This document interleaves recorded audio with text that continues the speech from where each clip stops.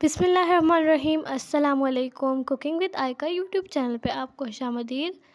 आज मैं आपके साथ अंडों के पकौड़ों की रेसिपी लेकर आई हूँ।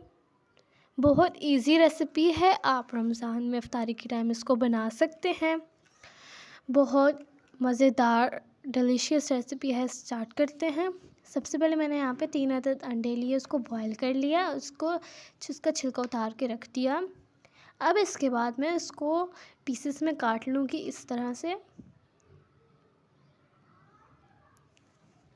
इस तरह लंबा लंबा ही हमने इसको काटना है लंबाई में। तो देखिए इस तरह सब काट लूँगी। तो देखिए मैंने सब काट लिया है। दूसरी तरफ बाउल में मैंने यहाँ पे बेसन ले लिया है। बेसन मैंने तकरीबन 1 कप लिया। इसके अंदर हाफ़ टेबल स्पून नमक के, 1 टेबल स्पून पकौड़ा मसाला है। इसकी रेसिपी मेरे चैनल पे मौजूद है, आप जाके देख सकते हैं। इसके बाद 1 से 2 पिंच हल्दी के और मिक्स करके जिस तरह हम लोगों को पानी ज़रूरत होता जाएगा उस तरह डाल के अच्छी तरह से मिक्स करती जाऊँगी। एक स्मूथ सा बैटर हमने तैयार करना है।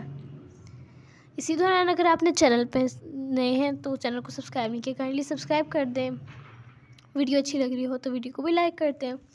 यहाँ पे मैं बॉयल एग के स्लाइस डाल रही हूँ और इसको एक कांटे की मदद से डिप करके बेसन के पेस्ट में और इसी तरह फ्राई कर दूँगी। हम लोगों ने ऑयल गर्म लेना है और मीडियम फ्लेम में इसको फ्राई कर देना है। इसी तरह सारे इस तरह ही डिप करके बेसन के घोल में और इसी तरह हमने को फ्राइंग पैन में डालते जाना है। कुछ मिनट इंतज़ार करना है और इसकी साइड्स चेंज करनी है।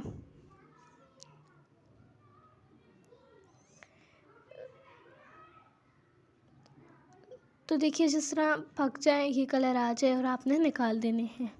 बस ये थी कुछ आसान सी रेसिपी, मैंने कहा आपके साथ शेयर कर दूं। बहुत इजी रेसिपी है, रमज़ान में आप इसको इफ्तारी के टाइम बना सकते हैं। वीडियो अच्छी लगी हो तो वीडियो को लाइक कीजिए। चैनल पे नए हैं चैनल को ज़रूर सब्सक्राइब कीजिए। बेल आइकन को दबाना मत भूलिएगा। मिलती हूँ मैं आपसे नेक्स्ट मज़ेदार और इजी रेसिपी में। तब तक के लिए अल्लाह हाफिज़।